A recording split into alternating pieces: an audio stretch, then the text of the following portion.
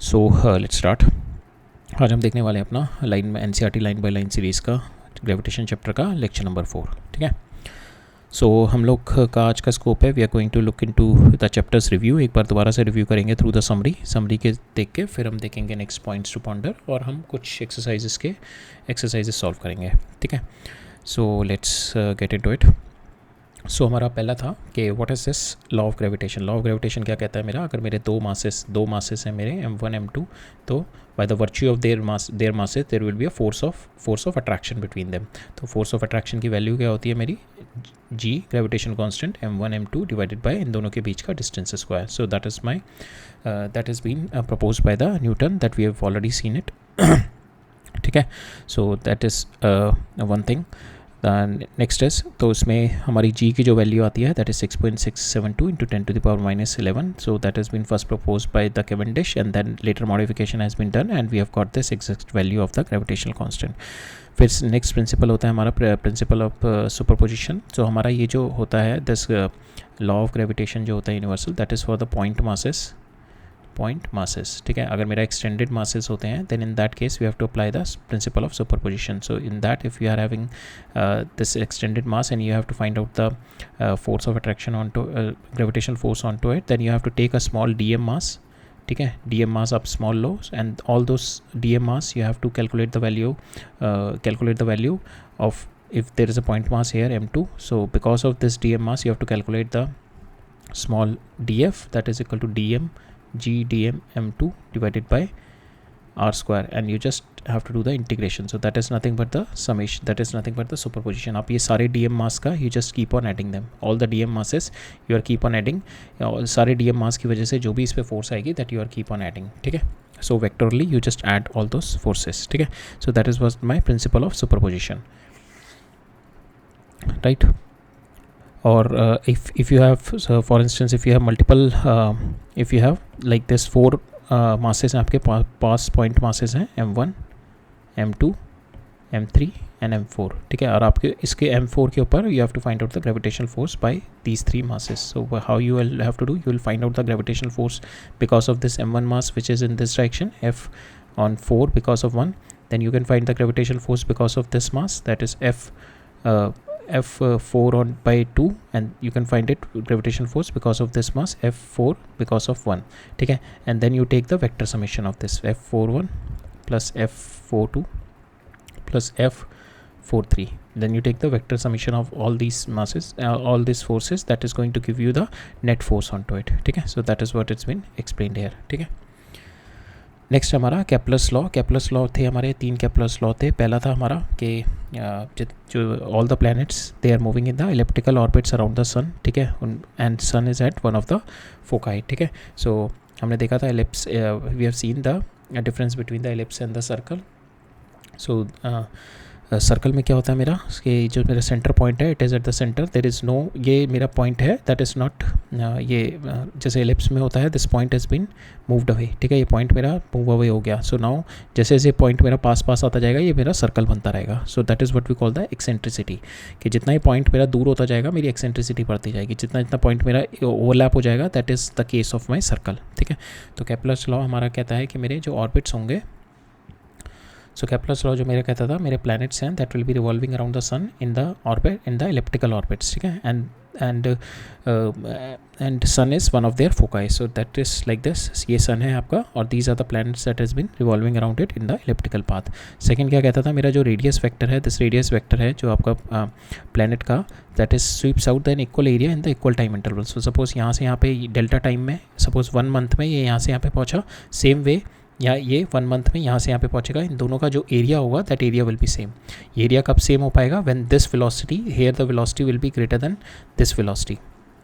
अगर मैं ये v2 ले लूँ और ये v1 है तो my velocity of 2 at velocity greater than velocity of 1। ठीक है, in that case only this is going to, it is going to cover up more area. ठीक है, so that is the second thing, कि जो मेरा position vector है between, this is my position vector between the planet and the sun, it is going to sweeps out equal amount of the area, जो area है। सो आप ये देखोगे सारा एरिया इक्वल अमाउंट में, they are going to sweep equal amount of the area. ये 1 month में it is going to sweep equal amount of the area.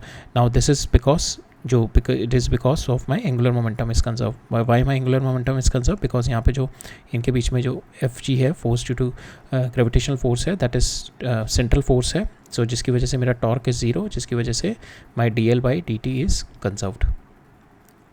D L by D T is zero, so my L is conserved. ठीक है, D L by D T zero है आपका, so your angular momentum is conserved. और आपका जो D A by D T होता है, जो आपका एरियल एरिया है in time interval, D A by D T, that we have already seen in our previous videos. हमने इसकी we have seen the detailed derivation of this D A by D T. So यहाँ पे delta A by delta T जो होता है आपका, that is nothing but L by two M. ठीक है, L is your angular momentum, two M is the mass. ठीक है, सो यहाँ पे मास ऑफ द प्लैनेट. ठीक है, so angular momentum divided by 2m. ठीक है, ये that is also constant, and because my external torque of because of my force of gravity is a central force, जिसकी वजह से मेरा torque will be zero. Torque will be zero, that means torque क्या होता है मेरा external torque, that is dl by dt. अगर torque मेरा जीरो हो गया, so D L by D T will be zero, that means L initial is equal to L final. ठीक है, so my angular momentum is conserved, right. So that is the outcome of your this equal area swept out in equal interval. That is the outcome of your angular momentum conservation. और angular momentum conserve क्यों है? Because the gravitational force is a central force. ठीक है. Now third था मेरा कि we have been asked, इसमें जो होता है इसका टाइम पीरियड जो होता है, suppose this planet is revolving around the sun, जो इसका टाइम पीरियड जो होगा प्लैनेट का, that is t square, it is nothing but equal to directly proportional to r cube. और जो हमने कैलकुलेट किया था, we have got this t square is equal to 4 pi square divided by g mass of sun into r cube. ठीक है, so that is the relationship between the time period and your radius of orbit. ठीक है, that we have already seen. अब next thing is acceleration due to gravity. acceleration due to gravity होती है कि आपको जो कोई भी बॉडी है वो how much force the earth exert on the body. ठीक है, that is what the acceleration due to gravity. so acceleration due to gravity हमने देखा था at the height. so g जो होता है हमारा, that is nothing but gm divided by r square. ठीक है, and this r is the, suppose this is my mass earth and the r is on the surface. ठीक है, if it's on the surface we can take it r e gm, so we can write it g is equal to gm divided by r e whole square. ठीक है, r e का whole square. यहाँ पे this g, if this body is on the earth surface then we can write it r e. if this body at some height, if this is h, so we can write it gm divided by r e plus H का whole square, that is my G. ठीक है, सो जैसे जैसे आपका H बढ़ता जाएगा वैसे वैसे आपकी जी की वैल्यू कम होती रहेगी. ठीक है, so that is one thing. और अगर आपका H is very very much lesser than your R E है, तो you can do the approximation, जो कि अप्रॉक्सीमेशन में आपका ये आता है. ठीक है, G M E divided by R E square into 1 minus 2h by R E. This is with the approximation. ठीक है, अब this is with the approximation that we can get it for the variation of my acceleration due to gravity with the height. ठीक है, and this is the general form and this is with the approximation. ठीक है, now with the depth, how it is going to vary with the depth, हम देख रहे हैं हमारा height के साथ भी हमारी gravity decrease करती है, and with the depth also my gravity is decreasing, because here also g comes out to be equal to, g dash comes out to be equal to 1 minus d by re. That also we have seen it in our concept videos कि how your acceleration due to gravity has been decreasing with the depth. ठीक है, जैसे जैसे depth बढ़ रही है मेरी g is been decreasing. ठीक है, next is, so gravitational force is a conservative force. so यहाँ पे gravitational potential energy किसी भी body की define होती है for the conservative force, and the gravitational force is my conservative force. ठीक है, so उसके लिए जो gravitational potential energy क्या होती है, bringing work done by the, suppose you have to find out this is your earth, so you are bringing this positive this mass from infinity to this point, so you have to find out the potential energy of this point. so potential energy of this point will be given by work done external in bringing a mass from infinity to point 1, जहाँ पे आपको ये निकालनी है gravitational potential energy u1. ठीक है, so work done external in bringing the mass from infinity to point 1. ठीक है, that is what your gravitational potential energy, that is u1 minus U infinity. And to write it down, ये हमने देखा था formula क्या होता है, minus G M M, हमने we have already derived it, divided by 1 by R2 minus 1 by R1. R1 क्या है मेरा, दैट इज़ माई इन्फिनिटी, ये वैल्यू मेरी जीरो हो जाएगी, then it comes out to be minus G M M divided by R2 is my this distance, so this is my, I can write it down, R minus gmm by R, that is your u, ठीक है. And u infinity you take it 0, तो आपका u eight one आ गया minus gmm by r, ठीक है. सो आपके दो particle हैं, सो इन दोनों के बीच में if these two particle are as a system, ये इसका m1 है, इसका m2 है. Now the potential energy of m1 and m2, the potential energy because of this m1 on m2 on 2 के सरफेस m2 पे सेंटर पे कितनी होगी, minus g m1 m2 divided by इन दोनों के बीच का जो डिस्टेंस है r, ठीक है. अगर मेरे पास if I am having multiple bodies, if I am having 4 bodies and this is my system, इन चारों बॉडीज़ के बीच में, इन पूरी बॉडीज़, ये 4 बॉडीज़ हैं, m1 m2 m3 and m4, ठीक है. इन चारों बॉडीज़ के बीच में what is my potential energy, जो मेरा सिस्टम है, सिस्टम की टोटल पोटेंशियल एनर्जी कितनी होगी, that is the interaction potential energy between the each and every individual. अब इसमें पेयर कितने बनेंगे मेरे, एक पेयर ये बनेगा, ठीक है, m1 का इसके साथ, एक पेयर ये बनेगा, एक पेयर ये बनेगा, ठीक है. ये m1 के पेयर होगा, अब ये इन दोनों का एक ये पेयर बनेगा, एक ये पेयर बनेगा, ठीक है. ये 2 पेयर हो गए, 5 पेयर होगा और एक ये पेयर बन जाएगा. तो 6 पेयर, इन 6 के बीच में जो भी पोटेंशियल एनर्जी होगी, that is my potential energy of the system. आपको बस ये इन दोनों के बीच में जो इनका डिस्टेंस है, that you have to take care of it, ठीक है. 4 केसेस में डिस्टेंस ये आएगा सिंपल, और 2 केस में इसके डायगोनल वाला डिस्टेंस आएगा, ठीक है, अगर 4 बॉडीज़ हैं. Next is for an isolated system, ठीक है, the mechanical energy of the body is conserved. So if an system is isolated and the particle of mass m moving with speed v in the vicinity of the heavy body m, the total mechanical energy of the particle is constant. So it is nothing but k, if it is like this. So this is my heavy body which is mass m, and this small body is moving, this small body m is moving with velocity v around the heavy body. So इसकी जो mechanical energy होगी, the mechanical energy will be conserved because there is mechanical energy will be conserved because there is only Fg, which is my conservative force. There are no other forces. We are not considering the air drag and all, so there are no other forces. Air drag will not be there if we are considering the celestial bodies, so air drag will not be there. So in this case we can assume we can say that the total mechanical energy of the system is conserved. Mechanical energy क्या होती है मेरी, that is nothing but kinetic energy plus potential energy. और kinetic energy कितनी होगी, 1/2 m v square. और potential energy क्या होती है, पोटेंशियल एनर्जी इन्फिनिटी पे 0 होती है, दैट इज़ द मैक्सिमम, ठीक है. 0 मैक्सिमम है, दैट मीन्स जितना मैं पास आता जाऊँगा बॉडी के, उतनी मेरी एनर्जी नेगेटिव होती जाएगी, ठीक है. तो यहाँ पे हो जाएगी minus G m divided by इन दोनों के बीच का डिस्टेंस हो जाएगा r. So that is my total mechanical energy. जैसे जैसे मेरा r चेंज होगा, if my r is constant, my v will be constant. So if I am having the circular orbits है मेरे, सर्कुलर ऑर्बिट्स में क्या होगा मेरा वेलोसिटी, अगर my r is constant, this r is constant, my v will be constant. और अगर मैं ये चीज़ इलिप्टिकल ऑर्बिट में देखूँ, if the here is sun, so my r is varying at each and every point. If you see r is varying at each and every point, so my velocity will be varying. तो यहाँ पे मेरी velocity high होगी because यहाँ पे r कम है, यहाँ पे आपकी वेलोसिटी हाई होगी. यहाँ पे r कम है, दैट मीन्स आपका पोटेंशियल एनर्जी, r कम है, दैट मीन्स यहाँ पे आपकी पोटेंशियल एनर्जी कम होगी, ठीक है. Here the potential energy will be less and your kinetic energy will be high. तो यहाँ पे अगर मैं दूर में जाऊँगा तो यहाँ पे potential energy will be high and your kinetic energy will be less. तो यहाँ पे velocity will be less, v will be less, ठीक है, velocity will be less, right. Next देखते हैं. Now if m moves in the circular orbit of radius a about m, ठीक है, where m is very very much greater than m, the total energy of the system has been given by, so if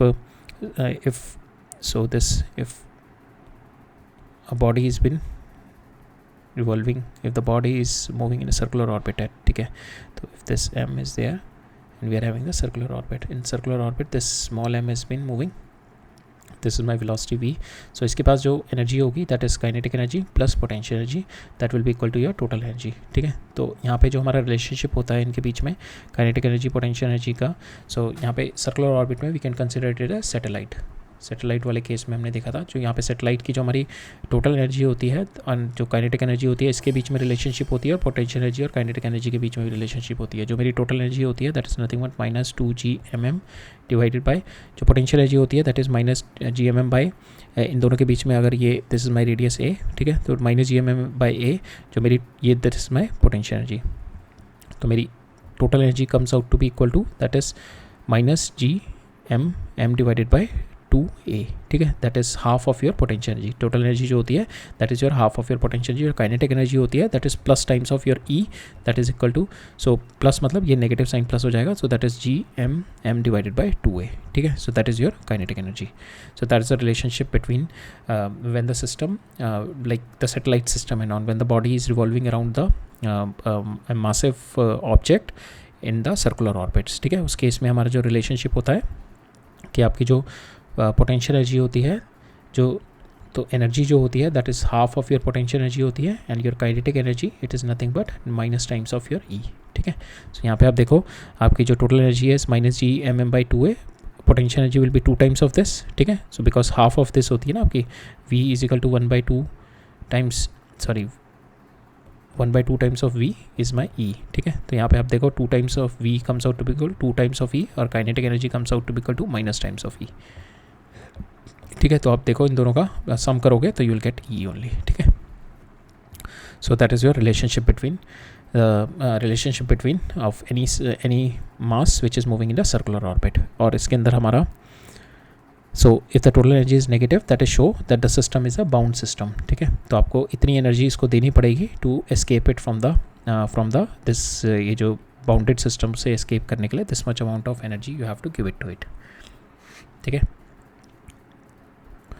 now next is escape speed. Escape speed is nothing but जो हमने ये देखा था, you have to give this much amount of the speed to, so escape speed, so no escape speed is कि suppose suppose you will throw an object from the earth's surface, so it will go up and come down. If you throw with a higher speed, it will go up and come down. If you throw at a higher speed, then it will go away from the earth gravitational force, earth की gravitational force से away पहुंच जाएगा, ठीक है. so in that is जो होती है मेरी जो स्पीड से मैं यहाँ पे फेंकूंगा, that it will go away from the earth's gravitational force, that is what we call the escape speed, ठीक है.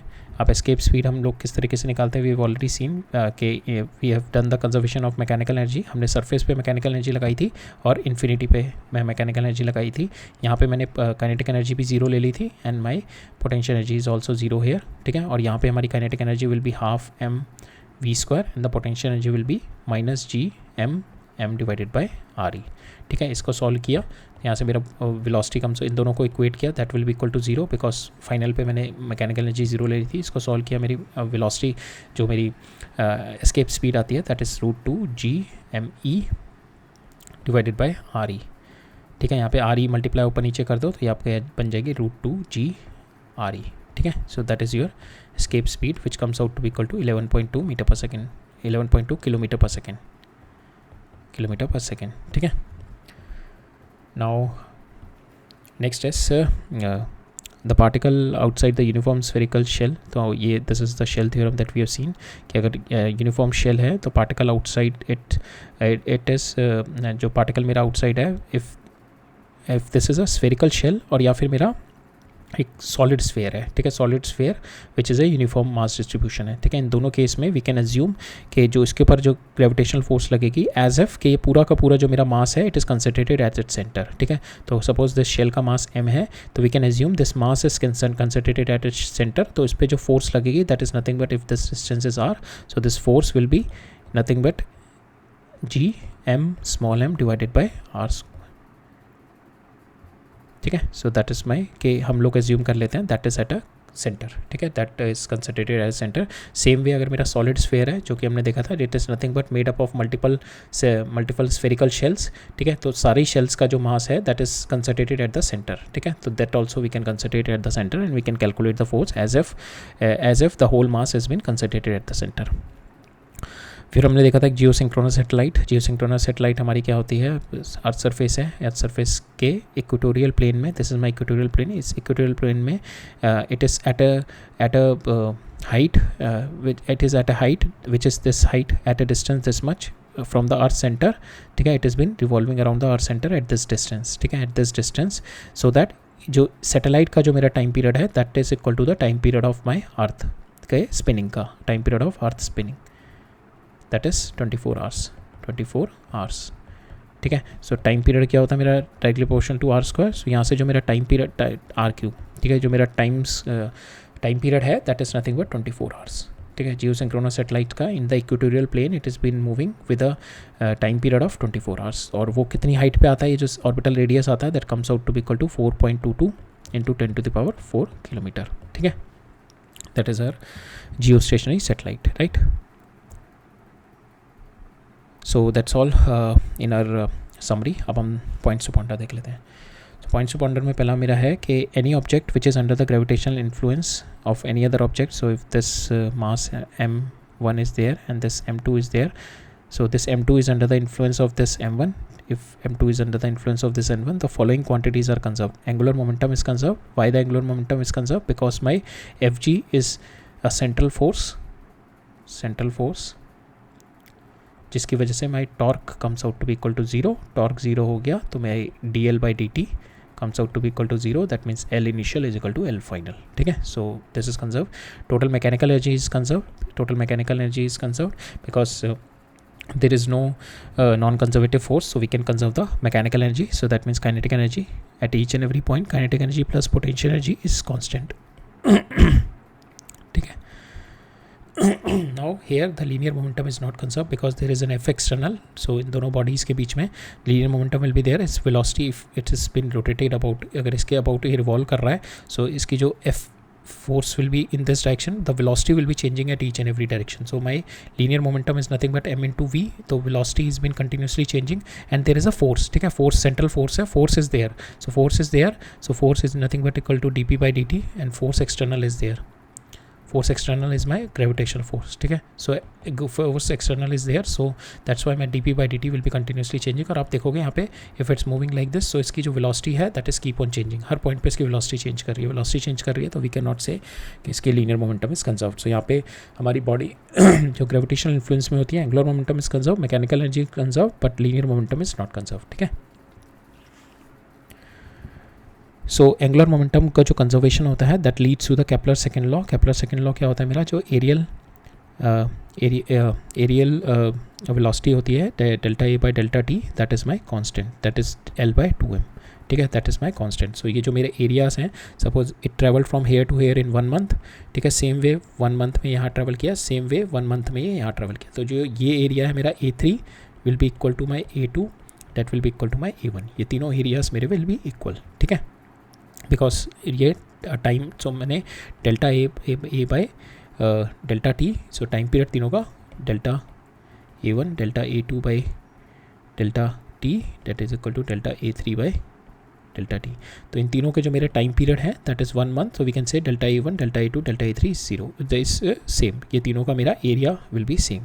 तो यहाँ का एरिया सेम है, तो आप यहाँ पे देखोगे इट इज़ ट्रैवलिंग, जो इसने ये वाला डिस्टेंस ट्रैवल किया जो आर्क बनाया है, सो यहाँ कम छोटा आर्क है, यहाँ पे बड़ा आर्क है, यहाँ पे मीडियम लेवल आर्क है. सो दैट मीन्स यहाँ पे वेलोसिटी सबसे कम होगी, यहाँ पे वेलोसिटी सबसे ज़्यादा होगी. ठीक है, here the velocity will be very high, here the velocity will be very less. So you can see it with the areal velocity वाले कॉन्सेप्ट से भी देख सकते हो आप ये चीज़, और you can see it with the mechanical energy conservation से भी देख सकते हो. बिकॉज यहाँ पे अगर देखोगे तो इस पॉइंट पे मैकेनिकल एनर्जी विल बी, इस पॉइंट पे जो दूर वाला पॉइंट पे है, इस पॉइंट पे potential energy will be very high, so kinetic energy will be less. ठीक है, ये वाला पॉइंट होगा यहाँ पे potential energy is less and the potential energy is low and kinetic energy is high.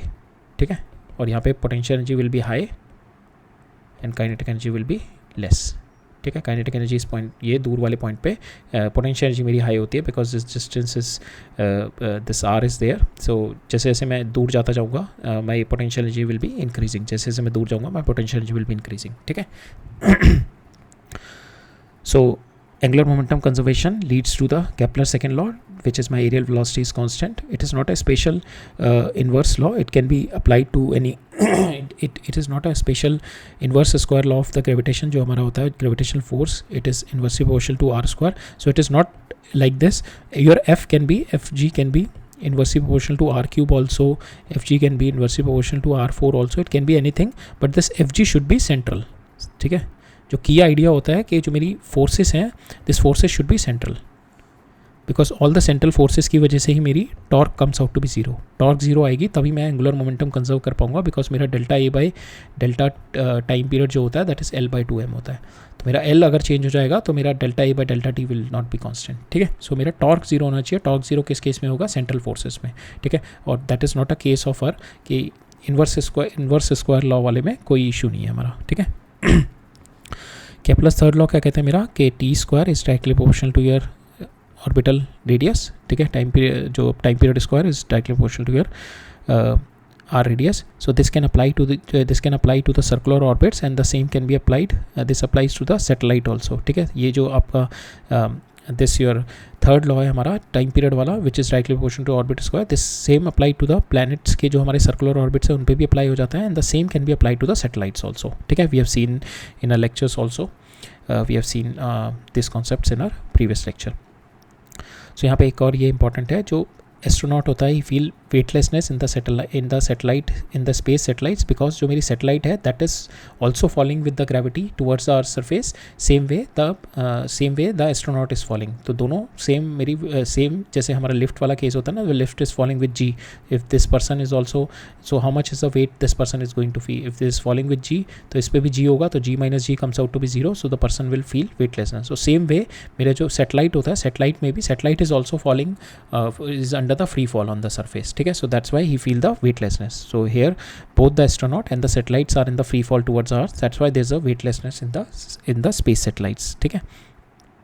Now gravitational potential energy हमारा होता है if two particles are separated by distance r, if they are separated by distance r, so इसका जो potential minus इसका potential जो होगा, सो infinite से मैं इसको पहले यहाँ पे लेके आया एक m1 मास को, फिर इनफाइनाइट से ही मैं m2 मास को इधर लेके आया, ठीक है। दिस माई m2 मास, ठीक है। So now this minus this ये आ जाएगा, दिस माइनस दिस मेरा m2 बता देगा पोटेंशियल जी। अब इन दोनों का जो डिफरेंस होता है दैट इज़ ये, इन दोनों का जो डिफरेंस होगा मेरा, इन दोनों के बीच में जो इंट्रैक्शन, इन दोनों, so the potential energy, so इन दोनों की जो इंट्रैक्शन पोटेंशियल एनर्जी होगी that will be given by v is equal to minus G m1 m2 divided by दोनों के बीच का डिस्टेंस, ठीक है, राइट।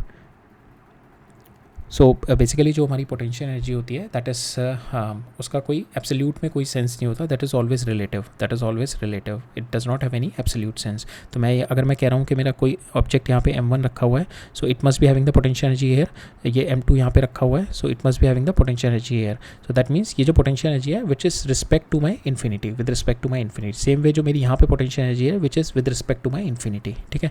अब मैं इन दोनों के बीच में निकाल रहा हूँ, तो I will take the potential energy of u with respect to u1 with respect to 2, that comes out to be equal to minus g m1 m2 divided by दोनों के बीच का distance, that is r, ठीक है। So that is your potential energy. So this constant is nothing but your k infinite वाला जो है, ठीक है, infinite वाला है। Now here is total mechanical energy of an object is the sum of kinetic energy and is always positive, ठीक है। kinetic energy is always positive, ये हमारा relationship है जो हमने देखा था कि the potential energy and the total mechanical energy क्या होती है, sum of kinetic energy plus potential energy, ठीक है। जो पोटेंशियल एनर्जी होती है that is relative to infinity, if you assume the potential energy at the infinity is zero, then the potential energy of an object is negative and the total energy of the satellite is negative. तो इसके कहने का मतलब है कि if this mass is been revolving with velocity v, ठीक है। So that means कि अगर मैं इन्फिनिटी पे potential energy is always defined with respect to, और इन्फिनिटी के रिस्पेक्ट में यहाँ पे इस पॉइंट पे कितनी पोटेंशियल एनर्जी है, विल टेक इट u, ठीक है। सो यहाँ पे पोटेंशियल एनर्जी अगर मैं देखूँ कि इन्फाइनाइट पे कितनी, if you are assuming the potential energy of infinite is zero, that is the maximum value. तो मैक्सिमम वैल्यू जीरो है, तो दैट मीन्स और इसके पास जितनी भी वैल्यू मैं जाऊँगा वो सारी वैल्यू मेरी नेगेटिव में होंगी, so my potential energy here will be negative, ठीक है। यहाँ पे पोटेंशियल एनर्जी नेगेटिव होगी, kinetic energy is always positive. तो मेरी जो if you have the total energy, जो आपकी सैटेलाइट होती है उसकी total energy is negative, total energy of the satellite is negative, total energy of the satellite is negative, that is showing that the satellite is a bound system, ठीक है। सो इसका कहने का यही मतलब है, ठीक है, कि the total mechanical energy of the object is sum of the kinetic energy and the potential, sum of kinetic energy and the potential energy, and the potential energy with respect to infinity you are taking, and the infinity पे आपने potential energy ले ली zero, so that means आपकी gravitational potential energy of an object comes out to be negative and the total energy of the satellite comes out to be negative, that is the satellite is a bound system, ठीक है। Now next is your expression होती है जो आपकी mgh, that is nothing but the difference in the potential energy, so mgh आप ऐसे लिखते हैं ना, so from here if you take the potential energy zero and from here to here if you are taking this height is h, तो you write down the potential energy here is uf and ui is your zero and uf is your mgh, you write it like this, ठीक है। So यहाँ पे it is nothing but कि यहाँ पे जो मेरी पोटेंशियल एनर्जी है, ग्रेविटेशनल पोटेंशियल एनर्जी है यहाँ से यहाँ पे ले जाने में जो ग्रेविटेशन पोटेंशियल एनर्जी है, इन दोनों का डिफरेंस, ठीक है। so this we have seen कि work done in taking the external work done external by taking the particle from here mass from this to this, यहाँ से यहाँ तक का मास ले जाने में जो मेरी यहाँ से from 1 से 2 तक का मास ले जाने में जो मेरे को वर्क डन एक्सटर्नल करना पड़ रहा है, that is my gravitation potential energy, ठीक है। So that is your approximation, जो MGH आता है that is approximation, right value जो होती है उसकी ये होती है। सो यहाँ पे जो कि मेरी सपोज इस दिस पॉइंट पे my gravitation potential energy is nothing but जो हमारी डेल्टा यू होती है that is taking work done in bringing work done in taking the charge from R1 से R2, ठीक है। Work done in not the charge, sorry, work done in taking the mass from R1 to R2, that will be your gravitation potential energy will be GMM divide into 1/R2 minus 1/R1, ठीक है। So that is your gravitation potential energy. अब आपको यहाँ पे इस surface पे निकालनी है gravitation potential energy, that means आप मास यहाँ से उठा के इन्फिनिटी से यहाँ पे आए तो यहाँ पे कितनी हो गई, दिस विल बी 0। सो आपकी यहाँ पे ग्रेविटेशन पोटेंशियल एनर्जी होगी GMM डिवाइडेड बाय RE, ठीक है। अब आप H पे ले गए तो H पे कितनी आपकी हो गई gravitation potential energy, that is nothing but so U initial is this one, U final will be minus GMM divided bye RE plus H, ठीक है। Now U final minus U initial करो आप delta निकालने के लिए, you will get this, ठीक है। सो आपका जो फाइनल आता है difference in potential energy comes out to be equal to MGH divided by 1 plus H by RE, ठीक है। Now if H is very very much smaller than RE, so we assume this terms is 0, so that's why हमारी जो आती है delta U comes out to be equal to MGH, ठीक है। That is nothing but the approximation जो हमने यहाँ पे निकाली है, ठीक है। Now next is, although the gravitational forces between two particles is central, the force between the finite rigid body में नॉट बी। सो यहाँ पे कह रहा है ग्रेविटेशनल पोटेंशियल एनर्जी, अगर हम पार्टिकल सिस्टम लेके चलें, ये दोनों मास अगर मेरे पार्टिकल हैं तो इन दोनों की जो gravitational potential energy it's words the central, जो इनकी सेंटर ऑफ मास की जो लाइन ज्वाइन कर रही है, ठीक है। For the symmetric bodies also, अगर मेरी बॉडी सिमेट्रिक है तो उनके सेंटर ऑफ मास से मेरी gravitational potential energy pass on करेगी, तो gravitational potential energy will be passing through their centre of masses, ठीक है। If the body is symmetric, if the body is non symmetric, अगर कोई नॉन सिमेट्रिक बॉडी है तो उसमें कोई ज़रूरी नहीं है कि जो आपकी ग्रेविटेशनल पोटेंशियल एनर्जी है, इफ यहाँ पे force between the two finite rigid bodies not necessarily passing along the line of centre of their mass, अगर आपकी दो बॉडी ऐसे हैं तो इसका सेंटर ऑफ मास ये है, इसका सेंटर ऑफ मास ये पे है, तो ज़रूरी नहीं है कि ये फोर्स ये वाली हो, ठीक है, passing through their centre of masses. The force can be in any direction, ठीक है, if the bodies are finite rigid bodies, if they are not symmetric, ठीक है। बट स्फेरिकली सिमेट्रिक बॉडी जो होती हैं उसमें we assume that the mass is concentrated at the centre. Spherically symmetric bodies में हमने देखा था ना, इफ स्फेरिकली सिमेट्रिक बॉडीज़ को हम क्या करते हैं, we assume that it is made up of multiple shells, ठीक है, और एक शेल वाला हमने शेल थ्योरम देखी थी, that is as if it is concentrated at the centre. So ये सारी शेल का भी we assume that it is concentrated at the centre, ठीक है। So in this case we can assume के जो हमारा फोर्सेज होंगे that will be along the, suppose this is there, so that force will be along the that force will be along the line joining the centre of मास, ठीक है, दोनों के centre of mass से join करेगी अगर मेरी दो symmetric bodies हैं। But if the bodies are non symmetric हैं बट फाइनाइट रिजिड बॉडीज़ हैं, if they are not symmetric then we can not say it will pass through their centre of mass से ज़रूरी नहीं है pass होगी, ठीक है। Next is my shielding case. तो शील्डिंग क्या होता है कि अगर मेरा कोई मास यहाँ पे रखा हुआ है तो ये जो एक्सटर्नल मास है यहाँ पे M2 मास है मेरा, और ये मेरा M1 मास है, और ये मेरा स्फेरिकल शेल है, तो यहाँ पे ये जो because of this spherical shell जो होगा, मेरा M1 पे ग्रेविटेशनल फोर्स कितनी थी, Fg is equal to 0 because of spherical shell, we have seen it in the shell theorem, ठीक है। नाउ जो मेरा इलेक्ट्रोस्टैटिक शील्डिंग कहता है कि मेरा कि because of the external charge, इसकी वजह से they will not be any electric field on to this, ठीक है। बट ग्रेविटेशनल शील्डिंग नहीं हो पाती कि मेरा बिकॉज ऑफ जो मेरा M2 है इसका डेफिनेटली देयर विल बी है gravitational force on the M1, ये जो मेरा शेल है that is not going to protect it, ठीक है। कोई भी मेरा मास होगा इसका इफेक्ट इस पे आएगा ही आएगा, इसका इफेक्ट इस पे आएगा ही आएगा, कोई भी मेरा मास होगा। सो जो शेल है it is not going to shield के, it is not going to provide any shield for any gravitational force, ठीक है। There will no concept of the gravitational shielding is not possible in my gravitational forces, ठीक है, right. Now will see the questions देखते हैं, exercises देखते हैं। सो यहाँ पे वही क्वेश्चन है हमारा, you can shield charge by the electric forces, ठीक है, हम लोग इलेक्ट्रिक फोर्सेस की वजह से we can shield the charge but by putting a hollow conductor के अंदर आप एक चार्ज रख दो, सो दिस इस एक कोई भी by putting inside a hollow conductor, अगर कोई भी body, if this body you kept it inside the hollow conductor, तो कोई भी चार्ज जो होगा उसका इफेक्ट आपका इसके ऊपर नहीं आएगा, because it will be shielded, ठीक है, यहाँ पे शील्ड हो जाएगा, ठीक है, अंदर कोई भी नहीं जाएगा इसके अंदर। But it is not the case with the gravity के अंदर क्या होगा, अगर कोई मास मेरा यहाँ पे रखा हुआ है तो इस शेल की वजह से तो इस पर जीरो हो जाएगा, बट ये जो मेरा मास है इसका डेफिनेटली इसके ऊपर इंपैक्ट आएगा, ग्रेविटेशनल फील्ड आएगा इसका, ठीक है। So there will not be any, जो हमारा ग्रेविटेशनल इन्फ्लुएंस होता है, the shield can not provide can not stop any gravitational influence, ठीक है। And why there is no gravitational shielding, तो फर्स्ट इज कि आपके जो चार्जेस होते हैं that are positive and negative charges, so that can be rearrange so that your electric field at that point will be zero. But हमारे जो gravitational force होती है that is by the virtue of masses, जो एक ही होता है positive, so that's Y उसको zero करना, बिकॉज ऑफ एक पॉइंट पे जीरो हो सकता है, because of these two masses एक पॉइंट पे जीरो हो सकता है, but it is not shielded. ये शील्डिंग का मतलब कि कहीं से भी कोई भी मास मेरा एंटर नहीं कर रहा, it is not shielded, but दो मासेस की वजह से एक पॉइंट पे मेरा ग्रेविटेशनल फोर्स जीरो हो सकता है, but still it is not shielded, ठीक है, ये शील्डेड नहीं है। बट मेरा जो my inner electric force, inner electrostatic shielding is possible, कि मेरा अगर कोई body is kept here and there is a charge here Q, so the charge will be there outside only, charge बस बाहर ही बाहर रहेगा, this body will be protected from this charge, ठीक है, there will not be any electric field which is going to enter inside the conductor, ठीक है। So electric shielding is possible but gravitational shielding is not possible, ठीक है। So one reason is that कि electric जो हमारे electric forces होती हैं, that is because electric field जो होता है that is because of the charges मेरे पॉजिटिव नेगेटिव होते हैं, that we can arrange in a manner that can be cancelled out. But हमारी जो ग्रेविटेशन फील्ड होती है that is because of the masses, that is only one quantity होती है, positive quantity, so it can not be done, shielding can not be provided.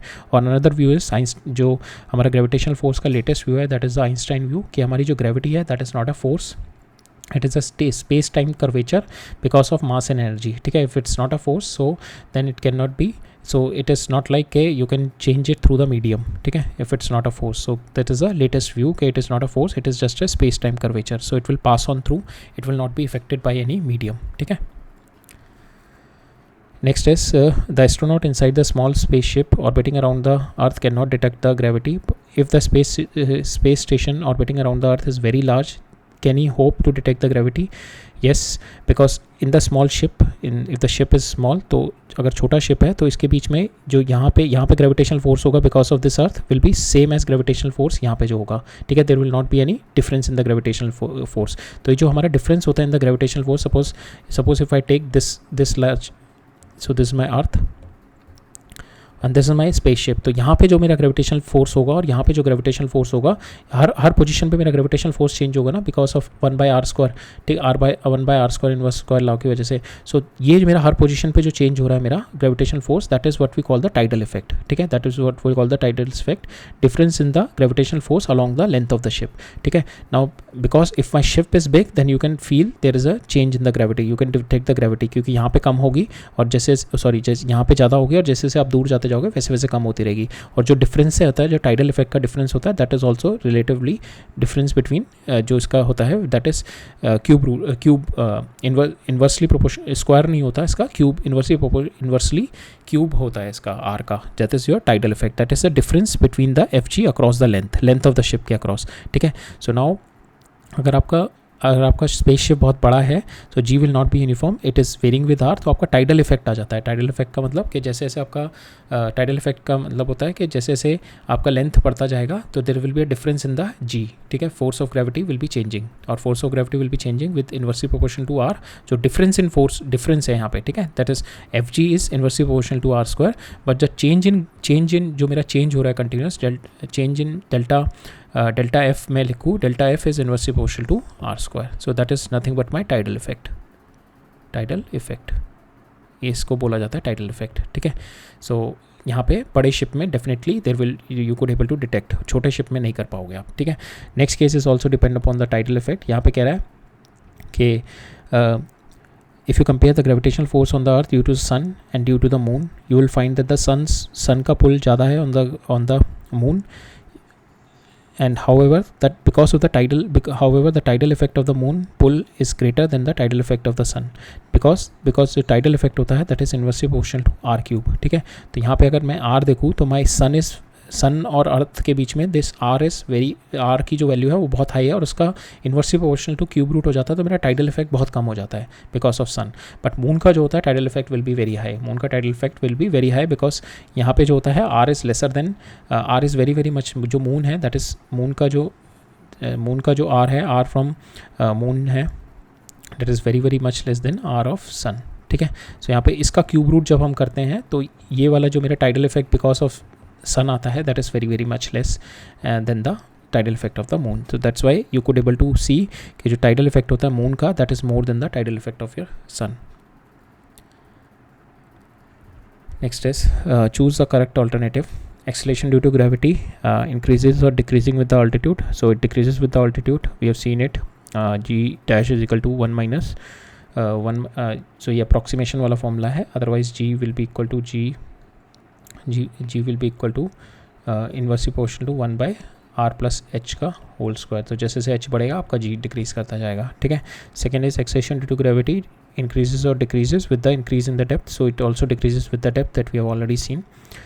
Acceleration due to gravity is independent of the mass of the earth and independent of the mass of the body. So acceleration due to gravity is nothing but your gm by acceleration due to gravity. Gravity is because of the earth, so that is gme divided by re square. So it is not independent of the mass of the earth because it is directly proportional to the mass of the earth, but it is independent of the mass of the body. ठीक है, so this is wrong. It is not independent of the mass of the earth, but it is independent of the mass of the body. Next is the formula this is more accurate. So we have already seen here, यहाँ पे जो हमने देखा था when we have seen this one. So हमारा जो mgh है it is just the approximation of this formula. So this formula is more accurate.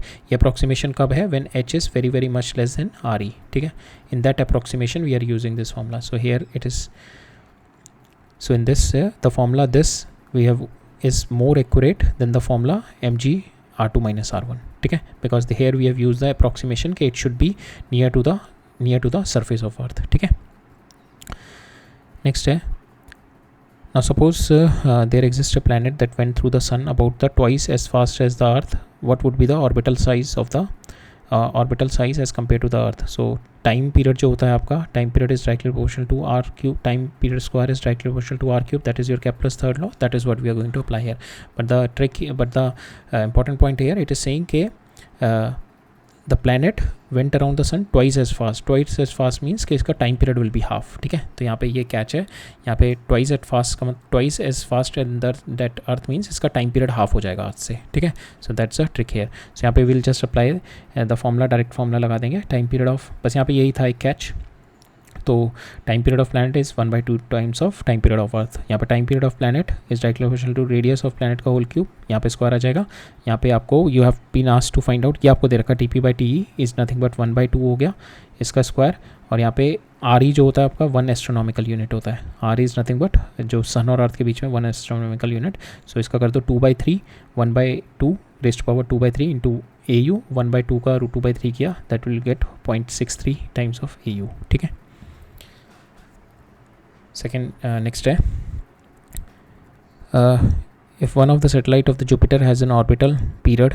Jupiter की जो सैटेलाइट है उसका ऑर्बिटल पीरियड ये है. सो टाइम पीरियड मेरे को दे रखा है दैट इज़ 1.769 डेज में दे रखा है. आप इसको 24 × 86400 कर दो. So you will get it in second.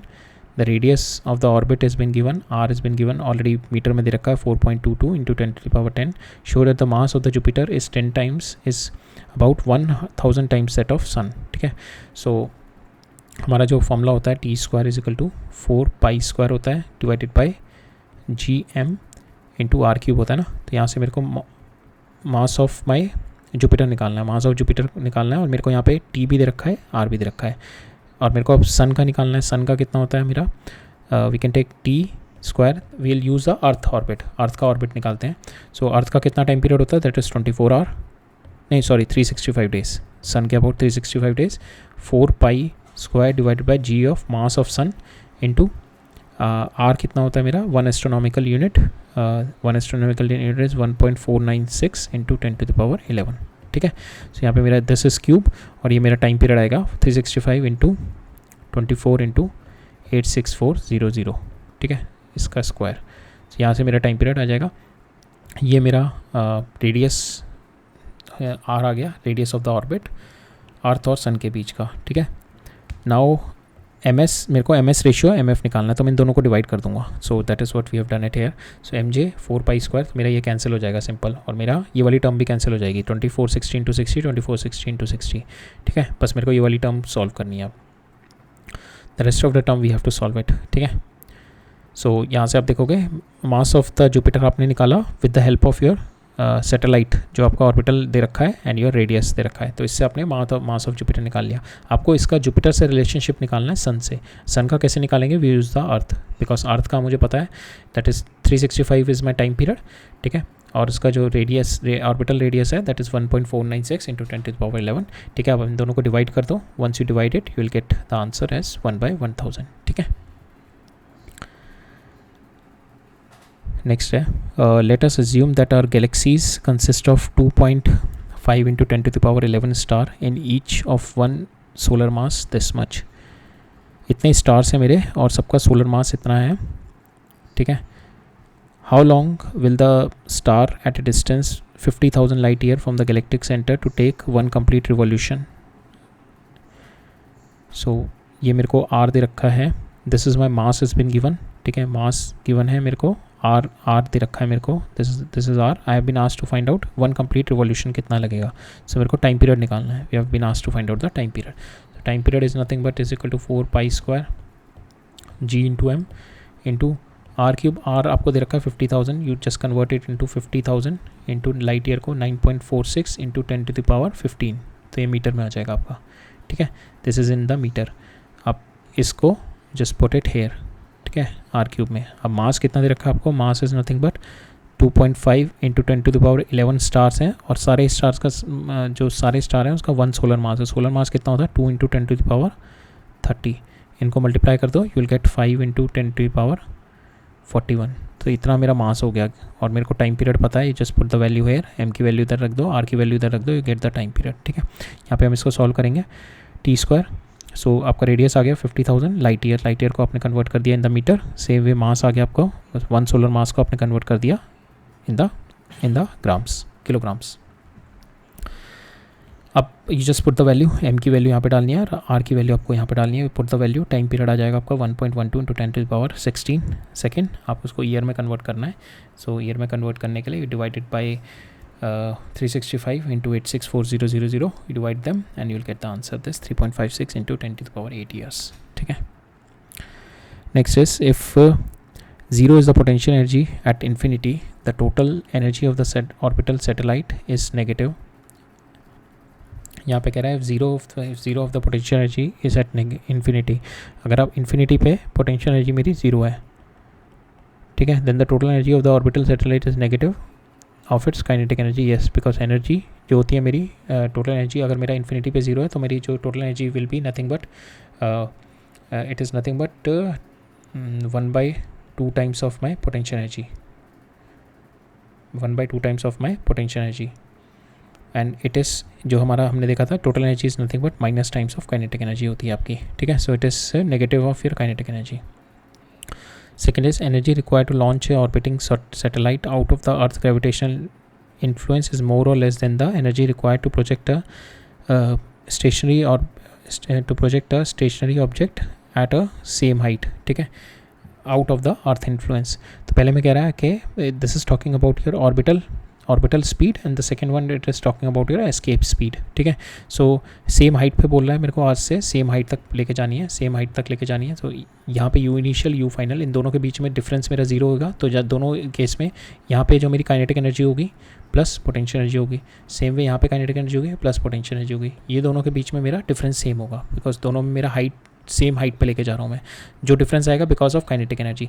अब काइनेटिक एनर्जी जो होती है that is directly proportional to your velocity square, ठीक है। वेलोसिटी क्या है मेरी? Orbital velocity comes out to be equal to √2 gm/r होती है, और एस्केप वेलोसिटी क्या होती है? That is nothing but √2 gm/r होती है। सो यहाँ पे मेरी जो एस्केप वेलोसिटी है दैट इज मोर, ठीक है, ऑर्बिटल वेलोसिटी इज लेस, ठीक है। सो ऑर्बिटल वेलोसिटी लेस है, that means kinetic energy energy required because potential energy, ये वाली एनर्जी तो मेरी सेम ही रहेगी, जो डिफरेंस आएगा इस काइनेटिक एनर्जी की वजह से आएगा, जो difference will be because of kinetic energy only, difference is because of kinetic energy. तो काइनेटिक एनर्जी की वजह से डिफरेंस आएगा, और काइनेटिक एनर्जी किसकी ज़्यादा है मेरी, kinetic energy will be high in sending this, because यहाँ पे मेरी वेलोसिटी इज़ वेरी हाई।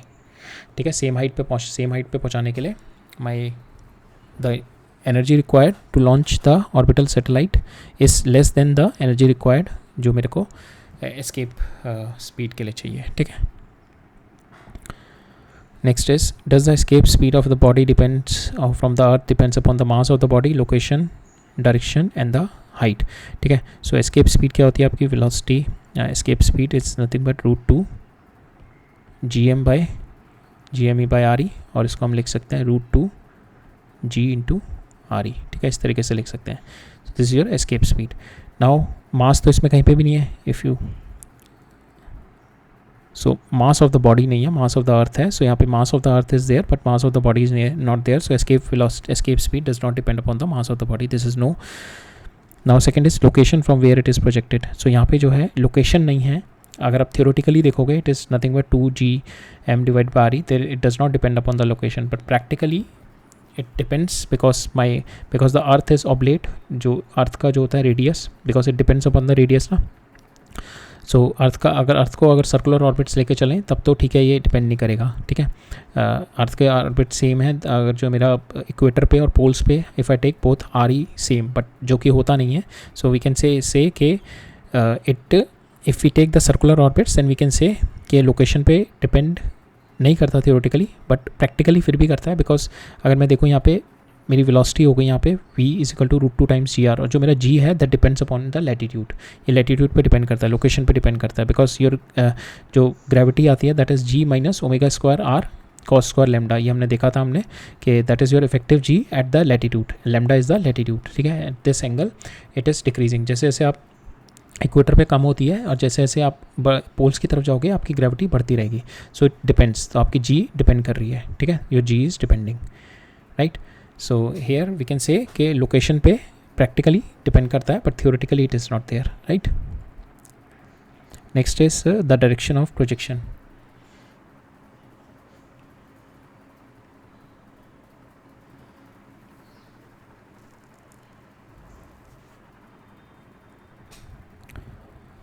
सो इसमें जो लोकेशन वाला है will not consider this one, यहाँ पे लैटिट्यूड पे it should depend because latitude पे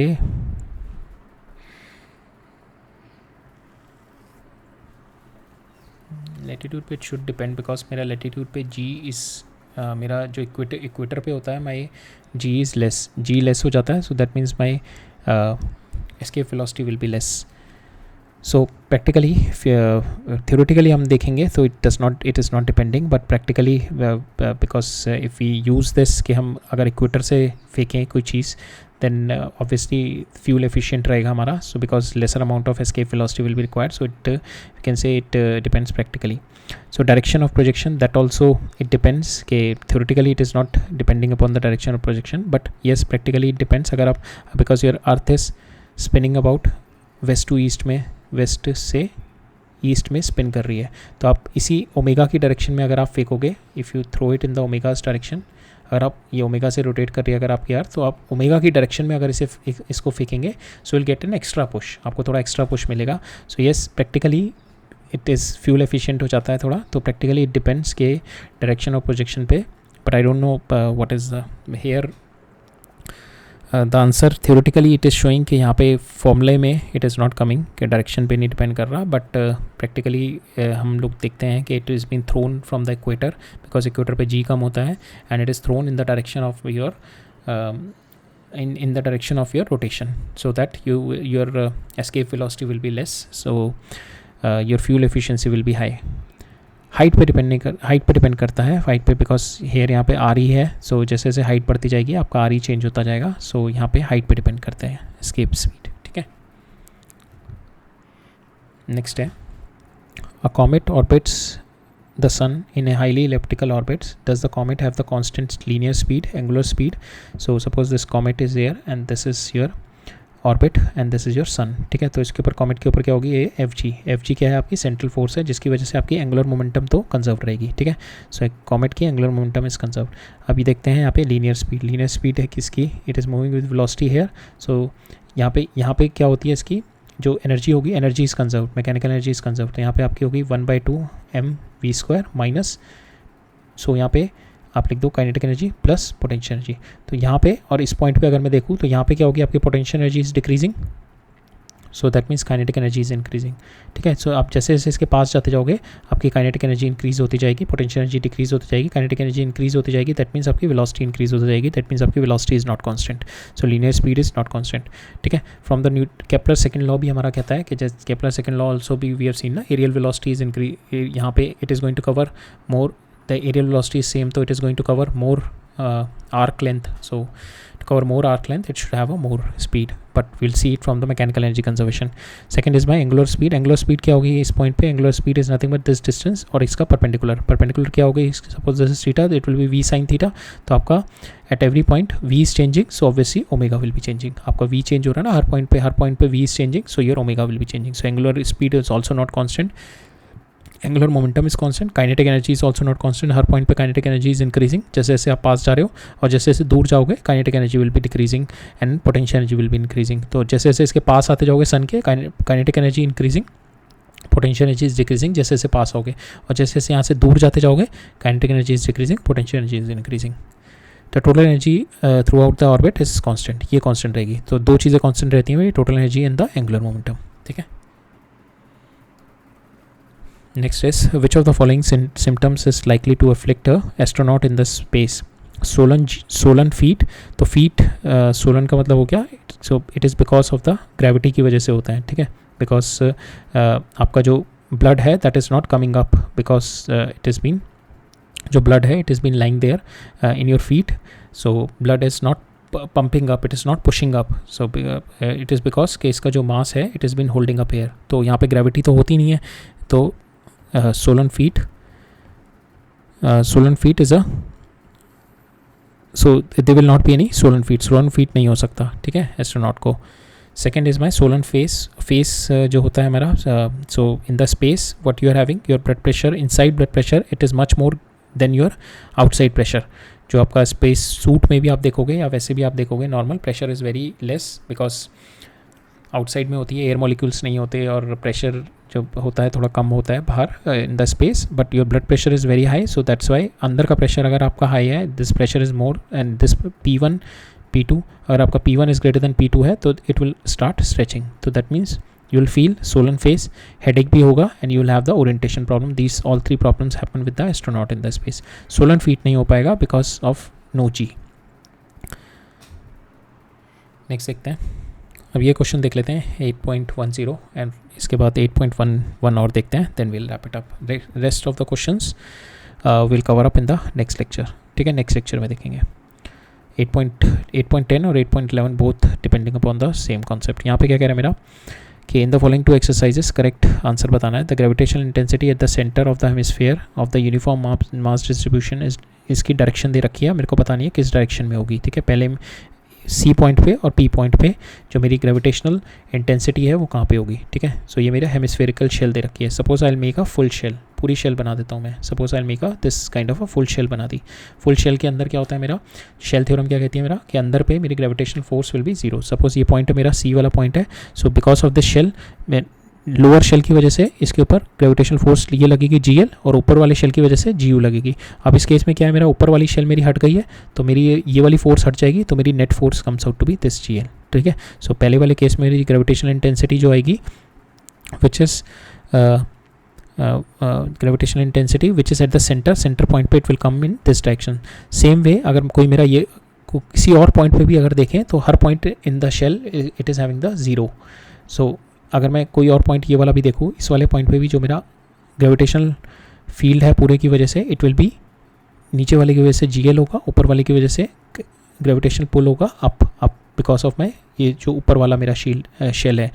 अब मैं ऊपर वाला शेल अगर मैंने हटा दिया तो दिस विल बी 0, सो मेरा जो बचेगा that is nothing but my जो ग्रेविटेशनल फील्ड होगा because of my lower shell. तो here also this will be my answer. ठीक है, तो पी पॉइंट पे भी जो नेट जो मेरा इफेक्टिव ग्रेविटेशनल पुल आएगा that is in this direction. C पे भी effective gravitational pull will be in this direction. ठीक है, सो यही था. So that's all for today. अब ग्रेविटेशन में हमारा एक और लेक्चर रह गया. एक लेक्चर में, एक नेक्स्ट लेक्चर में will finish all our questions. Exercises में आई थिंक हमारे 10 to हमने कहाँ तक कर लिया, 10-11 क्वेश्चन कर लिया हमारे. So I think around 14 question is been left over. So in the next lecture we will finish our gravitational chapter. इसके बाद फिर NCERT हम लाइन बाय लाइन सीरीज़ का we are going to start from the class 12th. फिर इसके बाद हम लोग पार्ट 1 पार्ट 2 पूरा क्लास 12th का करेंगे. Then will come back to part 2 of our class 11th. ठीक है, सो होपफुली मेरा प्लान है कि नेक्स्ट 3 to 3.5 मंथ्स में hopefully I wrap it up, पूरा फिनिश करते हैं इसको. मीन्स नवंबर चल रहा है अपना. सो दिसंबर, जनवरी, फरवरी, बाय फरवरी end will finish part 1 and part 2 of our class 12 NCERT line by line series. ठीक है, so okay, all right, thank you.